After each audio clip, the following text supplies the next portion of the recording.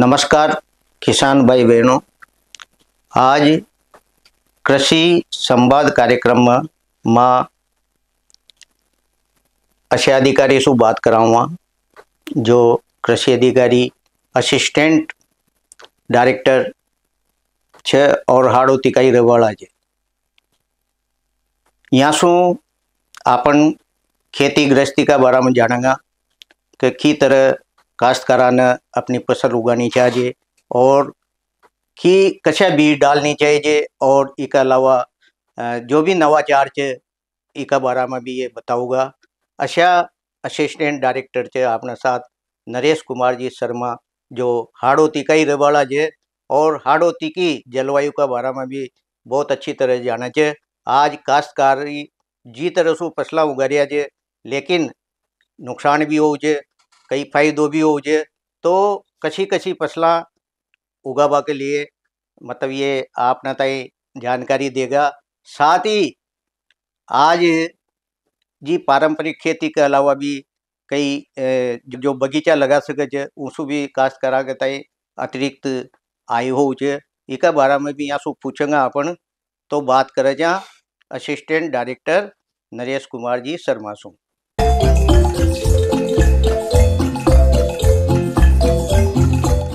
नरेश जी, आपको माँ का स्टूडियो में बहुत बहुत स्वागत है। नरेश जी, आप यह बताओ कि पहले तो हाड़ोती का जो युवा अधिकारी है तो कहाँ का तो आप रबाड़ा जो और कहाँ तक की शिक्षा दीक्षा हुई मगर काश्त कराने बताओ। मैं जो बूंदी जिले में गुमानपुरा गांव है, मैं यहाँ का रहने वाला हूँ। मैंने 8वीं क्लास तक तो शिक्षा अपने गांव में ही प्राप्त की। 8वीं के बाद 12वीं तक कृषि संकाय लेके मैं बूंदी जो गवर्नमेंट स्कूल है वहाँ पर पढ़ा। उसके बाद राजस्थान में जेट एग्ज़ाम फाइट करके मैं बीकानेर कृषि विश्वविद्यालय में गया। वहाँ पर मैंने स्नातक की डिग्री अंडर ग्रेजुएट की डिग्री मैंने ली। उसके बाद ऑल राजस्थान सेकंड रैंक से मेरा पीजी के अंदर महाराणा प्रताप कृषि विश्वविद्यालय उदयपुर के कॉलेज के अंदर एग्रोनॉमी सब्जेक्ट के अंदर मेरा एडमिशन हुआ। मैंने मेरी एमएससी की और पीएचडी की डिग्री गोल्ड मेडल के साथ राजस्थान कॉलेज ऑफ एग्रीकल्चर से प्राप्त की। उसके बाद 2017 में आरपीएससी के द्वारा एग्रीकल्चर रिसर्च ऑफिसर एग्रोनॉमी के एग्जाम में मैंने पूरे राजस्थान में टॉप करके मैं गवर्नमेंट सर्विस में इसमें अपने कृषि विभाग में आया और मेरी पहली पोस्टिंग झालावाड़ में थी। वर्तमान में मैं सहायक निदेशक कृषि के पद पर सांगोद जो जिला कोटा के अंदर आता है वहां पर मैं कार्यरत हूँ। नरेश जी, आपकी उम्र हाल ज्यादा कोई ना लेकिन काश्तकारी आपके जीवन में बसी हुई है। बिल्कुल। तो आप इस क्षेत्र में झालावाड़ सांगोद में रहता हुआ किसान आगत आई आपने कहीं कहीं नवाचार का रूप में वो प्रदान करी। बिल्कुल, जैसे अपन देख रहे हैं कि अपने जो उत्पादन है फसलों का, जैसे सोयाबीन है, अपनी उड़द है, रबी में आ जाए तो अपनी सरसों है, चना है। इनका जो उत्पादन है वो कुछ समय से मतलब धीरे धीरे कम होता जा रहा है, जबकि किसान नई नई तकनीक भी इस्तेमाल करते हैं, सारी चीजें अच्छी उपयोग करते हैं, लेकिन फिर भी किसानों का उत्पादन मतलब काफी प्रभावित हो रहा है। तो हम कृषक गोष्ठियों के माध्यम से, कार्यशालाओं के माध्यम से किसानों को मोटिवेट करते हैं कि हम कैसे नई तकनीक को अगर इस्तेमाल करें तो हमारा उत्पादन भी बढ़ेगा, खेती का खर्चा भी कम होगा और आने वाले समय पे जो स्थितियां हमारे सामने आ रही है उनको भी अपन कम कर पाएंगे। तो हम उनको उत्पादन बढ़ाने की बहुत सारी जानकारियां देते हैं। जैसे अभी हमारा रबी की फसलों की कटाई का सीजन चल रहा है। अब थोड़े दिनों बाद हमारा वापस किसान का नया सीजन स्टार्ट होगा, बारिश होगी, वापस खरीफ का सीजन आएगा। और अपन देखें जो अपनी सोयाबीन है, यहाँ पर अपने हाड़ोती के अंदर अगर अपन देखें तो खरीफ में सबसे मेन अगर कोई फसल है तो वो है अपना सोयाबीन। जब और अगर एरिया के हिसाब से देखें तो लगभग 60-70% एरिया में अपना सोयाबीन बोया जाता है कोटा जिले के अंदर, और कोटा संभाग में भी लगभग यही स्थिति हमारे सामने है। लेकिन उसका उत्पादन पिछले 4-5 साल से मतलब काफी कम हुआ है। तो मेरे किसान भाइयों के लिए मेरे पास जो सबसे मेन चीजें हैं वो यही है। नंबर 1, किसान क्या करता है, जो परंपरागत कृषि है जी जी कि जैसे आज से 5-7 साल पहले जो वैरायटी चली आ रही थी, आज भी वो उसी का उपयोग करता हुआ नजर आता है। जबकि अपने को समय के साथ बदलने की आवश्यकता है। कई बार देखते हैं कि जो वैरायटी उसने बोई लेकिन बहुत ज्यादा बारिश हो गई वो खत्म हो जाती है। उसने बिल्कुल। लंबी अवधि की बो दी, कम बारिश हो गई तो उस स्थिति में भी खत्म हो जाती है। तो अगर मान लो किसान के पास 20-25 बीघा अगर किसी के पास जमीन है और वो वहां सोयाबीन की खेती कर रहा है, तो वो उस पर्टिकुलर जगह पर दोनों तरह की किस्में उगाएं। जैसे मान लो कम अवधि की है जो 75-80 दिन में पकती है, जैसे जेस 20-34 हो गई, जेस 95-60 हो गई, जेस 93-05 हो गई, इन वेराइटीज का वो उपयोग करें। लेकिन अगर मान लो किसान को अंदेशा होता है कि इस साल बहुत अच्छी बारिश होने वाली, जिसकी भविष्यवाणी कृषि विश्वविद्यालय कोटा भी करता है, हमारा आईएमडी भी करता है, जब उनको लगता है कि इस साल बहुत अच्छी बारिश होगी, तो थोड़ी फिर लंबी अवधि की जो वेराइटीज है, जैसे जेएस 20-29 है, जेएस 20-116 है, आर का आरवीएसएम 113 है, एनआरसी 137 है, इन वेराइटी जेएस 335 है, इन वेराइटीज का वो इस्तेमाल करे, क्योंकि जब बारिश लंबे समय तक होगी तो जो लंबी अवधि तक पकने वाली वैरायटी है वही किसान को उत्पादन देगी। तो पहली चीज सबसे मेन है, हम नई नई जो किस्में हमारी आ रही है और समय के अनुसार जो आवश्यकता है उन किस्मों का किसान भाई उपयोग करें। दूसरा केस क्या है कि हमारा किसान भाई क्या करते हैं, जब बुआई करते हैं तो जो अनुशंसित बीज दर वैज्ञानिक किसानों को बताते हैं उससे कई गुना ज्यादा बीज दर इस्तेमाल करते हैं। जैसे सोयाबीन की बात करें तो 1 हेक्टर के अंदर 80 किलोग्राम वैज्ञानिक लोग अच्छा। अनुशंसित करते हैं, लेकिन हमारे किसान भाई 140 किलोग्राम, 150 किलोग्राम, कुछ कुछ जगह पर तो 180 किलोग्राम तक 1 हेक्टर में यूज होता है। अब इतना ज्यादा बीज डालने से क्या होता है कि जो पौधे हैं उनको फैलने के लिए पर्याप्त जगह नहीं मिल पाती, और बिल्कुल। अगर जगह नहीं मिलेगी हमारे पौधों को तो उसमें फलियां भी मतलब उसी अनुपात में कम आएगी। दूसरा, जब पौधों की संख्या ज्यादा हो जाती है ना, तो उस पे कीड़ों का और बीमारियों का प्रकोप भी बहुत ज्यादा बढ़ता है, क्योंकि एक कीड़े को एक पौधे से दूसरी जगह पे जाना है तो पौधे बिल्कुल एक दूसरे से टच है, तो वो बिल्कुल। आसानी से एक जगह से दूसरी जगह पे ट्रांसफर हो जाता है।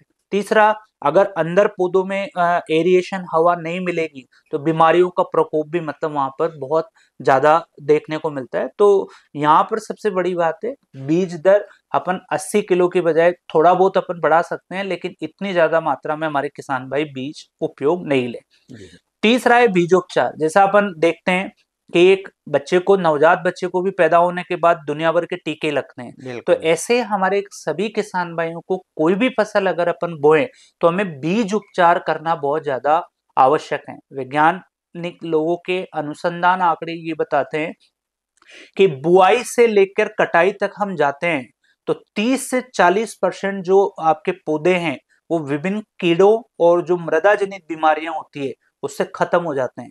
अब आप देखो 30-40% पौधे अगर हमारे खत्म हो गए तो बिल्कुल। हमारा उत्पादन भी 30-40% कम हो गया। तो हमें बीज उपचार करना बहुत जरूरी है। बीज उपचार में आजकल बहुत अच्छा जैविक उपचार किसान कर सकता है ट्राइकोडर्मा से। जी। ट्राइकोडर्मा एक ऐसी जैविक फफूंद है जो मिट्टी से जितनी भी फफूंद जनित बीमारियां होती है जी। जी। या बीज जनित बीमारियां होती है उससे हमारे पौधे की रक्षा करती है। और अपने कोटा जिले के अंदर जो अपना कृषि विश्वविद्यालय कोटा है, जी। वहाँ इसका ट्राइकोडर्मा का सेंटर भी है, जहाँ डॉक्टर डीएल यादव जी है जो बहुत अच्छी गुणवत्ता का ट्राइकोडर्मा कल्चर बनाते हैं। जी। कोई भी किसान भाई वहां से उसको परचेज कर सकता है। इसके अलावा बूंदी में एक ग्राही प्रशिक्षण केंद्र है, वहां पर भी इसका निर्माण होता है, जी। वहां से भी किसान भाई ट्राइकोडर्मा उपयोग कर सकते हैं। और ट्राइकोडर्मा से कोई भी किसान भाई अगर बीज उपचार करता है तो 1 किलो बीज के अंदर 6 से 8 ग्राम ट्राइकोडर्मा पाउडर को मिक्स करके जी। जी। अच्छे से उसको मिक्स कर ले, थोड़ी देर उसको ऐसे फैला दे, उसके तुरंत बाद आप बुआई कर दे। ऐसे किसान भाई जो मान लो बीज उपचार नहीं कर पाए लेकिन जी। बाद में डालना चाहते हैं तो वो मिट्टी को उपचारित कर सकते हैं। इसके लिए 2 किलोग्राम ट्राइकोडर्मा कल्चर को 100-125 किलो अच्छे सड़े हुए गोबर के अंदर मिक्स कर दें जी। जी। और 5-7 दिन तक उसको अच्छे से पानी देते रहें, और उसके बाद फिर उस गोबर को ले जाके अपन खेत में फेंक दें, तो वो अच्छा। ट्राइकोडर्मा फफूंद पूरे खेत के अंदर फैल जाएगी और धीरे धीरे वो हमारे पौधों को मतलब उन बीमारियों से बचाएगी। तो जी। अपन इससे बीज उपचार करें। एक पोषक तत्वों का विशेष ध्यान रखें।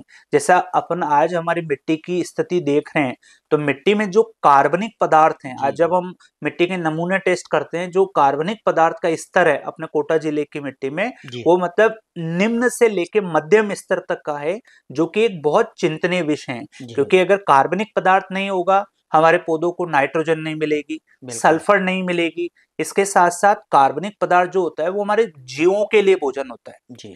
जैसा कि अपन देखते हैं कि सोयाबीन के पौधे को गेहूं के पौधे से ज्यादा नाइट्रोजन चाहिए होता है, लेकिन अच्छा। सोयाबीन के खेत में कोई भी किसान नाइट्रोजन नहीं डालता, अच्छा। क्योंकि उसकी जड़ों में ऐसी गांठें होती है जो वायुमंडल से नाइट्रोजन को लेती है। बहुत सुंदर। तो अपने को अगर हमारे जीवों की जनसंख्या बढ़ानी है तो खेत में कार्बनिक पदार्थ डालने पड़ेंगे। तो अपन जब भी अपन किसी भी फसल की खेती करें, नंबर वन हम हमारी मिट्टी का नमूना टेस्ट कराएं। तो मैं जी। उन्हीं का आंकड़ा बता रहा हूँ, जैसे कार्बनिक पदार्थ का स्तर काफी कम है। दूसरा, हमारी मिट्टी में सल्फर की भी अभी वर्तमान में बहुत ज्यादा कमी है, और सल्फर ऐसा न्यूट्रिएंट है जो जी। तेल बनाता है। अब अपन सोयाबीन की बात करें तो बिल्कुल, सोयाबीन बिल्कुल। तेल के लिए और प्रोटीन के लिए उगाई जाती है, जिसमें सल्फर का बहुत बड़ा योगदान होता है। तो अगर हमें सोयाबीन का उत्पादन बढ़ाना है तो बढ़ाने वाले के बारे में सोचना पड़ेगा, जिसका जो मेन सोर्स है वो मतलब मेन जो चीज है वो है आपका सल्फर। जी। तो सल्फर की आपूर्ति करने के लिए हमारे किसान भाई सिंगल सुपर फॉस्फेट डालें। आजकल हम देखते आ रहे हैं कि किसान जो परंपरागत है हमारा डीएपी है, जो जी। वो 10-15 सालों से कंटिन्यू यूज कर रहा है, आज भी उसको जब किसी भी फसल की बुआई करनी है जी। तो हम बताते हैं उसको सिंगल सुपर फॉस्फेट डालो, ये फर्टिलाइजर डालो, जी। एनपीके ग्रेड्स डालो। लेकिन फिर भी आजकल वो मतलब अभी भी वो उसी डीएपी के ऊपर मतलब सोच के बैठा है कि हाँ इसी को डालने से हमारा उत्पादन बढ़ता है। बिल्कुल। जबकि उसके वैकल्पिक स्रोत बहुत सारे हमारे पास, सिंगल सुपर फॉस्फेट हैं, एक आपका जिप्सम है। जी। मैं किसान भाइयों को एक नई चीज जिप्सम के बारे में भी बताना चाहूंगा। अभी वर्तमान में हमारे कोटा जिले के अंदर बजट घोषणा, माननीय मुख्यमंत्री महोदय की बजट घोषणा के अंदर 900 मैट्रिक टन जिप्सम के आवंटन हमारे को दिए गए हैं।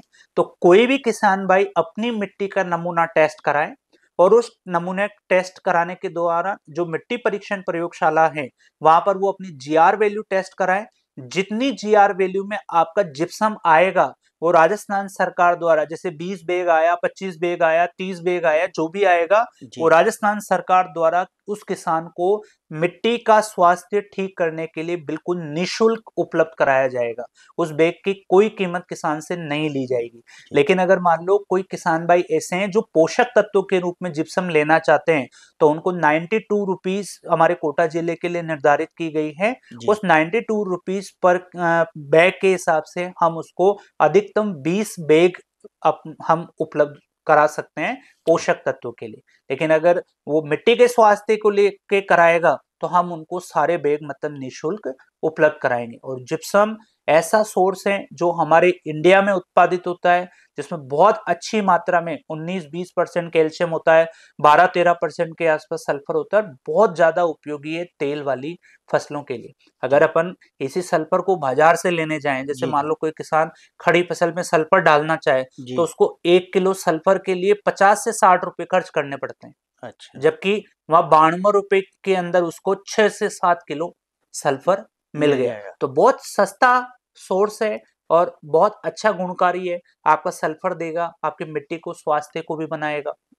इसके साथ साथ एक सबसे मेन चीज जो हमारे सोयाबीन के उत्पादन को काफी हद तक घटा रही है वो है किसान द्वारा एक समय में एक टाइम पे खरपतवारों को मारने के लिए दो दो तीन तीन प्रकार के अलग अलग खरपतवार नाशों को मिश्रित करके जी। छिड़काव करना। आजकल किसान भाई क्या करते हैं, जाते हैं डीलर की दुकान पे, पहुंच गए, साहब सही सकड़ी बात। पत्ती का भी है, चौड़ी पत्ती का भी है, और अपन देखते हैं वहां 3-3 4-4 तरह के खरपतवार नाशों को मिला बिल्कुल, के बिल्कुल। स्प्रे करता है। जबकि किसान भाई को ऐसा मतलब 3-3 4-4 प्रकार के खरपतवारनाशों को मिश्रित करके स्प्रे नहीं करना चाहिए। कोशिश करें कि आप खेत में जाएं, विजिट करें, पहले देखें किस तरह के पौधे अपने खेत में ज्यादा है, घास जी। ज्यादा है तो अपन घास फूल की खरपतवारों को मारने के लिए आपका फेनोक्साप्रोप है, क्यूजाला फोफ है, इसका उपयोग करें। अगर मान लो वहां लग रहा है कि नहीं सकड़ी पत्ती के पौधे नहीं है, जी। चौड़ी पत्ती के पौधे ज्यादा है, तो अपन क्लोरीम्यूरोन का उपयोग करें। और देखते हैं कि मान लो थोड़े थोड़े दोनों ही हैं, तो जी। आजकल ऐसे बाजार में साल्ट हैं जो दोनों तरह के खरपतवारों जी। को मारने का काम करते हैं। और एक चीज जो अपन देखते हैं कि जनरली वैज्ञानिकों के द्वारा जो ये दवाइयां बताई जाती है, ये जी 20 दिन 25 दिन अधिकतम इस जी अवधि पर ही किसान को मतलब छिड़काव करने की अनुशंसा की जाती है। लेकिन ऐसा देखने में आता है कि किसान 35 दिन 40 दिन तक भी बिल्कुल सही मतलब उस कह रहे पौधों के अंदर स्प्रे करता रहता है। अब एक तरफ तो पौधे में फूल आने का टाइम हो रहा है हैं। और बिल्कुल एक तरफ अपन उसमें खरपतवारनाशी रसायन छिड़क रहे हैं, तो जी उसमें जो फ्लोराजीन हार्मोन है जो फूल लाने के लिए उत्तरदायी है, उसकी मात्रा धीरे धीरे घटती है, जिसका परिणाम ये होता है कि पौधे में फूल भी बहुत कम आते हैं, फलियां भी बहुत जी कम जी बनती है। तो वहां खरपतवार से ज्यादा नुकसान अपने को जी इस कचरा मारने की दवा से हो जाता है। तो किसान भाइयों को मेरी यही सलाह है, नई नई जो वैरायटीज आ रही है बाजार में आप उसका उपयोग करें, अनुशंसित बीज दर ही उपयोग में लें, पर्याप्त पौधों को फैलने के लिए आप जगह दें, बीज उपचार करें, पोषक तत्वों के रूप में आप सिंगल सुपर फॉस्फेट और एक आपका जिप्सम है जी जी उसको आप आदत में डालें। 2-3 साल के अंदर खेत में आप कार्बनिक पदार्थों का आप उपयोग करें और जो अनुशंसित अवधि है 15 से 20 दिन या मैक्सिमम 25 दिन, इसी में आप खरपतवारनाशी का उपयोग करें। जब स्प्रे करें तो फ्लैट फैन नोजल का इस्तेमाल करें और कोशिश करें एक बार में आप एक से अधिक खरपतवारनाशी का मिश्रित करके छिड़काव जी नहीं करें। ये जी किसानों के लिए मेरी सलाह है। जी सहायक निरीक्षक साहब, आजकल जो काश्तकार है वो एक ही फसल पर पूरा ध्यान देते हैं। जैसे बिल्कुल, गेहूं करना है तो गेहूं ही गेहूं करेंगे, करना, बिल्कुल, मतलब यानी वेराइटी चेंज होनी चाहिए। तो बिल्कुल। आपका क्या कहना है इस पर? बिल्कुल, वैरायटी भी चेंज होनी चाहिए और प्रणाली भी चेंज होनी चाहिए। जी आजकल अब अपन देख रहे हैं कि मान लो किसान अभी जैसे धान की स्थिति इस साल है, उत्पादन बहुत अच्छा हुआ लेकिन बाजार में उसकी जो प्राइस है, जी कीमत जी है, वो वर्तमान में बहुत कम है। तो अब इस स्थिति में क्या होगा, किसान जो भी धान को पैदा करने वाले किसान हैं, उनको बहुत नुकसान होगा। तो बिल्कुल अपने को अगर वास्तविकता में साल भर आमदनी चाहिए और हमेशा लाभ चाहिए, तो हमें जो हमारी भाषा में बोलते हैं आईएफएस मॉडल, जी जी इंटीग्रेटेड फार्मिंग सिस्टम, वो मॉडल पे आना पड़ेगा। हमें हमारे घर पे बागवानी भी करनी पड़ेगी, जी हमें हमारे घर पे कृषि भी करनी पड़ेगी, हमें हमारे घर पे पशुपालन भी करना पड़ेगा। कुछ अच्छे प्रोग्रेसिव किसान हैं जो मधुमक्खी पालन भी करते हैं। तो बिल्कुल हमें इन सब का कॉम्बिनेशन तैयार करना पड़ेगा ताकि उस किसान को साल भर आमदनी भी मिले और बिल्कुल एक दूसरा किसी रीजन से अगर कोई फसल खराब हो जाए या एक में नुकसान हो जाए तो उसकी भरपाई वो दूसरा बिल्कुल करेगा। तो जैसे मान लो अपने कोटा जिले के लिए देखें अपन, तो अपना रामगंज मंडी का क्षेत्र है, जी वहां आपका ऑरेंज के लिए बहुत अच्छा स्कोप है। बिल्कुल इधर अपन गवावा के लिए भी मतलब अमरूद के लिए अपने पास बिल्कुल बहुत अच्छा ऑप्शन है। आजकल पहले आंवला के बाग कटते जा रहे थे, अब आंवला वापस ट्रेंड में आ गया, अब आंवले बिल्कुल के खूब बाग लग रहे हैं। एक पश्चिमी राजस्थान में जैसे बेर की खेती होती है, आजकल बिल्कुल बेर के भी यहाँ बहुत बिल्कुल अच्छे औरचार लग रहे हैं। तो हर किसान भाई को मतलब अपना जो क्षेत्र है, मैं तो ये मानता हूँ कि अगर मान लो उसके पास 10 बीघा जमीन है, तो 1 से 2 बीघा के अंदर तो उसको बागवानी करनी ही करनी है। चाहिए कम जी से कम 2 बीघा के अंदर वो बागवानी करें, 1 आध बीघा में सब्जी कर ले तो वो सोने पे सुहागा है। जैसे जी अभी जी मिर्ची का इनका देखते हैं अपन, कई बार 100-100 रुपए किलो तक बिल्कुल मिर्ची के बिल्कुल भाव पहुंच जाते हैं। तो अपन जरूर ये चाहेंगे कि उद्यानिकी फसलें वो लगभग 20-25% क्षेत्रफल में लें, अच्छी अच्छी वैरायटीज का इस्तेमाल करके वो फसलें उगाए, समय जी पर उगाए, जी समय जी पर अच्छी अच्छी वैरायटीज का इस्तेमाल करके उगाए। और साथ में पशुपालन, बिल्कुल पशुपालन भी बहुत जरूरी है, क्योंकि पशुपालन धीरे धीरे कम हो रहा है ना, बिल्कुल इसीलिए अपन खेत में गोबर की खाद इनका उपयोग समय पर जी नहीं कर पाते।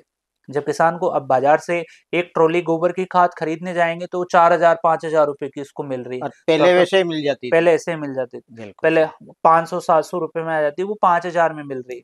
तो अब 5,000 रुपए की ट्रॉली अगर किसान भाई खेत में डालेंगे तो फिर कुछ भी बचने वाला नहीं है। जी तो पशुपालन जरूरी है, बागवानी प्लस फसल प्लस आपका जी पशुपालन, इस मॉडल पर किसान को काम करना पड़ेगा ताकि उसको नुकसान नहीं नहीं। हो। सहायक निदेशक साहब, मैं एक बात और जानना चाहता हूँ कि काश्तकार जैसे एक चाल चल जाती है कि वो लहसुन का उत्पादन शुरू कर देता है, बिल्कुल, तो प्रतिवर्ष उसी जमीन में उतना ही मतलब वो लहसुन लगाना शुरू कर देता है, लेकिन उसमें उत्पादन भी कम होता है और फसल की क्या मतलब मिट्टी की क्या स्थिति बन देखो जाती है? मैं आपको जैसे लहसुन की बात कर रहे हैं अपन, जी आज से अगर अपन 8-10 साल पहले जाएं जी तो अपनी हाड़ौती की भाषा में यूं कहते थे कि 1 बीघा के अंदर 20 कुंटल 18 कुंटल तक जी लहसुन लहसुन निकल जाता था। बिल्कुल लेकिन 5-6 साल से तो मैं भी सरकार में हूँ, देख रहा हूँ। अब जो हमारा 20 क्विंटल का उत्पादन था वो आ गया 12 क्विंटल, 13 क्विंटल, 14 क्विंटल। बहुत अच्छे किसान है तो वो जी पहुंच जी गए 15 क्विंटल तक। बाकी अब 20 अपने को कहीं पर भी देखने को नहीं नहीं मिल मिला। रहा। पहली चीज, हमारा उत्पादन धीरे धीरे क्या होता जा रहा है, काफी कम होता जा रहा है। जी उसके पीछे रीजन क्या है, जब अपन एक ही फसल को एक ही सीजन के अंदर बार बार बोते हैं, जी तो नंबर वन, एक तो आपकी मिट्टी, क्योंकि लहसुन जो होता है ना, वो मिट्टी से बहुत ज्यादा मात्रा में पोषक तत्व लेता है। जैसे आप जी गेहूं से तुलना करोगे ना, तो जी 2 गुना 2.5 गुना वो मिट्टी से पोषक तत्व लेता है। अब अगर आप उसकी आपूर्ति नहीं करोगे, तो धीरे धीरे मिट्टी में वो पोषक तत्व कम हो नहीं जाएंगे। होगा जैसे बिल्कुल। अपन ज्वारे की जमीन लेते हैं या ये लेते हैं, तो उन मिट्टी, अब वहां पर क्या होता है कि वो कार्बनिक खाद ये तो डालते नहीं है, धीरे बिल्कुल धीरे उन मिट्टी का पूरा शोषण हो चुका होता है। अब जब उन मिट्टी में पहली बार 1-2 बार लहसुन उगाया, तब तो उत्पादन अच्छा मिलता है, बिल्कुल। लेकिन कंटिन्यू उगाओगे तो फिर उत्पादन काफी डाउन होगा। उसके पीछे बहुत सारे काम है। एक तो पोषक तत्व मिट्टी में कम हो गए, जी जी कार्बनिक पदार्थ खेत में किसान डाल नहीं रहा, बिल्कुल। तीसरा, एक ही फसल को बार बार बोएंगे तो बीमारियां भी क्या होगी, बहुत ज्यादा लगेगी। एक चौथा, लहसुन को अब आप देखो, लहसुन 130-140 दिन की फसल है, बिल्कुल उसमें कम से कम अपने को 10 से 15 सिंचाई करनी पड़ेगी। तो बिल्कुल नमी ज्यादा रहती है ना, तो वहाँ खरपतवार भी बहुत ज्यादा उगते हैं, आपके बिल्कुल फफूंद के भी चांसेस बहुत ज्यादा बढ़ जाते हैं। तो उत्पादन मतलब काफी प्रभावित होता है। तो अगर मान लो कोई किसान हर साल लहसुन उगाता है, तो उसको खेत चेंज करना बहुत जरूरी जी जी है। या जैसे लहसुन अपन रबी में उगाए, पहले क्या करते थे, जो लहसुन की खेती करते थे ना, वो बरसात में खेत को खाली छोड़ देते थे, बिल्कुल सही कह रहे हैं।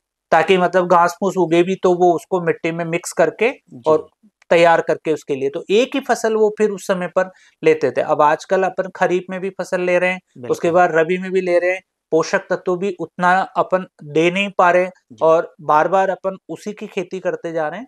तो उससे बीमारियों का प्रकोप, आजकल देखो आप लहसुन में बिल्कुल ऐसी ऐसी नई नई बीमारियां देखने को मिल रही है, जो बाद में जाके मतलब उत्पादन को काफी प्रभावित करती है। लास्ट ईयर की बात है, आपका पूरा 5 दिन पहले लहसुन का खेत बिल्कुल अच्छा था, जी सडनली वो पूरा खेत सूख खराब हो गया। गया सूख गया। तो बहुत सारी चीजें ऐसी है जो अपने को मतलब देखने को मिल जी रही है। नरेश जी, काश्त काश्तकारां के तय प्रामाणिक बीज लेनी चाहिए हाँ, या मतलब घर को देखो बीज उपयोग जैसे करें। अपना मान लो सोयाबीन है, आपकी उड़द है, गेहूं है, ये ऐसी फसलें हैं जिनमें ज्यादा कंटामिनेशन नहीं आता, मतलब स्वपरागित जी जी फसलें हैं। इनमें अगर अपन एक बार अपन ने बीज ले लिया, जैसे 2025 में ले लिया, जी जी तो आप उसको 26 तक, 27 तक, 28 तक उसी बीज को आप काम में ले लो, तो उसमें उत्पादन में कोई ज्यादा अंतर नहीं आएगा। लेकिन बिल्कुल अगर अपन मक्का की खेती कर रहे हैं, अपन सरसों की खेती कर रहे हैं, जिसमें मतलब पर परागण बहुत ज्यादा होता है, तो उसके केस में क्या होगा कि अगर किसान को उत्पादन चाहिए, तो हर साल उसको बीज चेंज जी करना पड़ेगा। बाकी जैसे लहसुन है, इसमें तो अगर वो अपने घर के बीज का भी इस्तेमाल करेगा ना, जी तो जी उसके उत्पादन में ज्यादा फर्क नहीं पड़ेगा। नरेश जी, आप पहाड़ोती का काश्तकारां सो गोष्ठियां भी करता रहो जो, बिल्कुल। समझाइश भी करो जो, नवाचार का रूप में भी कई बातें बताओ जो, कई काश्तकारां के तय आप संदेश दे चाहो जो ये बारा में। संदेश मेरा यही है कि जैसे अपन एक तो, जैसे मान लो मौसम विज्ञान ने भविष्यवाणी की कि इस साल कम बारिश जी होगी या जी ज्यादा बारिश होगी, उसी अनुरूप किसान वैरायटी का चयन करें, जी उसी अनुरूप आप खेती करो। खेत में 2-3 साल में आप कार्बनिक खाद डालते रहो, फसल चक्र को आप थोड़ा सा चेंज करते रहो। कोई भी फसल बो, आप उसका बीज उपचार जरूर करो। तेल वाली फसल या प्रोटीन वाली फसल आप बो रहे हो, तो उसके खेत में आप सल्फर का उपयोग करो। कोई भी कचरा मारने की दवा का आप स्प्रे कर रहे हो, तो आप वहां पर एक से ज्यादा खरपतवारनाशी दवा का आप छिड़काव मत करो। पानी का प्रॉपर उपयोग करो। आजकल ये भी सबसे बड़ी समस्या है, जैसे मान लो कम पानी में आपने कचरे की दवा, भाई दवा जी तो जी बराबर ही थी, लेकिन पानी आपने कम डाला, तो अपन देखते हैं फसलों की पत्तियां जलने की जी स्थिति जी देखने को मिलती है। तो पर्याप्त मात्रा में 1 हेक्टर के लिए 500-600 लीटर पानी हम अनुशंसा करते हैं, तो उतना पानी आप लो। फ्लैट फैन नोजल से आप उसका स्प्रे करो, समय पर आप कीटनाशी दवाओं का आप स्प्रे करो, और कोशिश ये करो कि जब अपन कीटनाशी रसायन भी डालें ना, तो वो भी लिमिटेड, मतलब 1-2 को ही मिश्रित करके छिड़काव करें, वो भी ज़्यादा का स्प्रे करके अपन किस मतलब फसल को नुकसान नहीं पहुँचाएँ और समय पर करें। अगर कचरा मारने की दवा 20-25 दिन पर अनुशंसित है, तो उस दौरान ही करें। और मैंने जो बताया आईएफएस मॉडल है, आप बागवानी भी करो, आप पशुपालन भी करो और आप खेती भी करो, सभी चीज़ों को सम्मिलित करो, तो उससे क्या होगा, आपको साल भर इनकम होगी और नुकसान होने की संभावना कम होगी। और जो भी हमारी राजस्थान सरकार और भारत सरकार की योजनाएं हैं, मैं थोड़ा ब्रीफ में बता हाँ देता हूँ हाँ सभी बताएं, किसान हाँ भाइयों बताएं। को, कि जैसे एक हमारी तारबंदी योजना है। मान लो आजकल अपन देख रहे हैं आवारा पशुओं की स्थिति बिल्कुल बड़ी बिल्कुल। खराब है, तो आवारा पशुओं से बचने के लिए हमारे किसान भाई तारबंदी करा सकते हैं। तो तारबंदी कराने के लिए दो ही मेन शर्तें हैं, या तो उसके खुद के नाम उस पर्टिकुलर जगह पे 1.5 हेक्टर भूमि होनी चाहिए, अच्छा। लगभग लगभग अपने आड़ोती की 10 बीघा जमीन एक ही जगह पे होनी चाहिए। अगर उस किसान के पास एक जगह पे अगर 10 बीघा भूमि नहीं है, तो फिर उसको ग्रुप में फाइल लगानी पड़ेगी, पड़ोसी को साथ में लेना पड़ेगा। तो अच्छा 1.5 हेक्टर भूमि अगर किसी किसान के पास है, या तो खुद की या मान लो पड़ोसी अगर उसका तैयार है, दोनों की अगर 1.5 हेक्टर भूमि अगर होती है, जी तो वो जी तारबंदी करा सकता है। तारबंदी कराने के लिए जो सामान्य श्रेणी के किसान हैं, जी उनको अपन 400 मीटर तक फायदा देते हैं। तो 400 मीटर तक उसको 40,000 रुपए की सब्सिडी जी राजस्थान सरकार देती है। और ग्रुप में फाइल लगाई, तो दोनों का जितना भी रनिंग मीटर आया, जी मान लो जी पहले का आया 300, दूसरे का आया 200, तो जी 100 रुपए मीटर के हिसाब से अपन उसको योजना का लाभ देते हैं। और एससी, एसटी और जी लघु और सीमांत, ये 4 कैटेगरी के फार्मर्स अगर हैं, जी तो उनको 8,000 रुपए अलग से और दिए जाते हैं। तो उनको 48,000 रुपए की सब्सिडी राजस्थान सरकार की तरफ से मिलती है। 10% अलग से टॉपअप मिलता है उनको, तो उनको 48,000 मिलते हैं। बाकी सामान्य श्रेणी का या ओबीसी श्रेणी का है, तो उसको 40,000 की जी जी सब्सिडी देते हैं अपन। उसके बाद एक कम्युनिटी बेसिस पे भी होता है, जैसे मान जी लो आठ आठ मतलब 10 एक लोग हो गए जिनके बिल्कुल 5 हेक्टर जमीन है, ठीक है, और वो सारे मिलके अगर तारबंदी कराना करें चाहते हैं, बिल्कुल। ठीक है, अगर वो जमीन 5 हेक्टर, 5 हेक्टर मतलब 32-33 बीघा जमीन जी है जी एक जगह पर, और अगर वो कराते हैं, तो उनको अपन 70% सब्सिडी देते हैं। यानी कि 56,000 रुपए जी एक किसान को, अगर उसका 400 मीटर का एरिया आता है, तो जी उनको दे सकते हैं। तो अगर अपन सामुदायिक स्तर पर कराते हैं, तो यूं मान के चलो बहुत कम खर्चे में लगभग लगभग किसानों के खेतों पर तारबंदी हो हो जाती है। जाती तो तारबंदी बहुत अच्छी योजना है और बहुत अच्छे लाभ इससे किसानों को मिलते है बिल्कुल। हैं। दूसरा है पाइपलाइन। जी अगर मान लो कोई किसान है जिसका ट्यूबवेल कहीं दूसरी जगह पर है और लंबी दूरी तक पानी लेके जाता है, तो अपन दो बिल्कुल रेसेर इनसे जाते हैं, तो अपन देखते हैं 30-40% पानी तो बेकार इसके चला बीच है। में बेकार चला जाता है। तो एक पाइपलाइन योजना भी है अपनी। तो उस पाइपलाइन योजना के अंतर्गत एक किसान को अधिकतम 15,000 या अच्छा लागत का जो भी जो उसकी लागत आती है, उसका 50% अपन अनुदान देते हैं। जी और यहीं अगर एससी, एसटी, लघु और सीमांत श्रेणी का किसान है, जी उसको 3,000 रुपए एक्स्ट्रा मिलते हैं, उसको मिलते हैं 18,000 रुपए। अच्छा तीसरी योजना है फार्म पौंड। ये वैसे अपने कोटा जिले में थोड़ा कम प्रचलन में है, जी जी लेकिन पानी को स्टोर करने के लिए फार्म पौंड अगर खुदाता है किसान मतलब खेत के बीच में। खेत के बीच में, जहां पर मतलब पानी आना, मतलब हाँ सबसे बड़ी बात है जहां पानी आ इकट्ठा हो जाए, जाए। इकट्ठा हो। तो अगर हमारा किसान कच्चा फार्म पौंड खुदाता है, जिसकी लंबाई 20 मीटर लंबी, 20 मीटर चौड़ी और 3 मीटर अगर गहरी गहरी है, हो। तो उस पर अपन उसको 63,000 रुपए की सब्सिडी देते हैं। जी जी और अगर इसी फार्म पौंड पर अगर वो प्लास्टिक की लाइनिंग लगा दें, तो उसको 1,20,000 रुपए की सहायता राजस्थान सरकार की तरफ से दी जाती है। और अगर मान लो यही एससी, एसटी और लघु और सीमांत श्रेणी का किसान है, तो उसको 63,000 की बजाय 73,500 रुपए अपन कच्चे फार्म पौंड पे देते हैं, और 1,35,000 उसको लाइनिंग वाले फार्म पौंड पे देते जी हैं। तो ये अपनी फार्म पौंड योजना है। और एक जैसे आपने भारत सरकार और राजस्थान सरकार चाह रही है कि जी हमारे देश में रसायनों का उपयोग थोड़ा धीरे धीरे कम हो और जी जैविक खेती की ओर अपन अग्रसर हों, तो अभी कोटा जिले के अंदर गोवर्धन जैविक उर्वरक योजना अंतर्गत अगर कोई किसान वर्मी बेड बनाता है, जी तो जी उस पर 10,000 रुपए की सहायता राशि किसान को दी जा रही है, जिसके लिए उसको 20 फीट लंबी, 3 फीट चौड़ी और 2.5 फीट गहरी जी वर्मी बेड बनानी है। जी जी और उसमें अगर वो वर्मी कंपोस्ट जो केंचुए से बनती है, बिल्कुल बिल्कुल अगर खाद वो खाद बनाता है, तो अपन उसमें 10,000 रुपए की सब्सिडी देते हैं।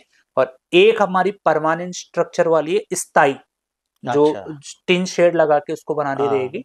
तो अगर 30 फीट लंबी, 8 फीट चौड़ी और 2.5 फीट गहरी अगर वो वर्मी बेड बनाता है तो उसमें 50,000 रुपए की अनुदान राशि विभाग की तरफ से दी जाएगी।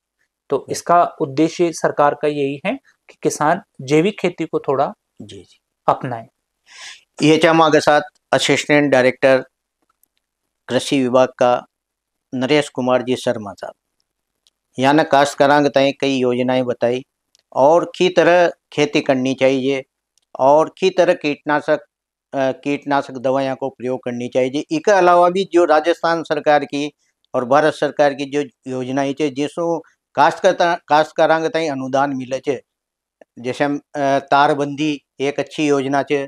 इसमें मतलब फसल नुकसान भी न हो, आवारा जानवर फसल न नुकसान भी न पहुंचे, इका बारे में भी यानी बहुत कुछ आप लोगों के ताई जानकारी पहुंचाए।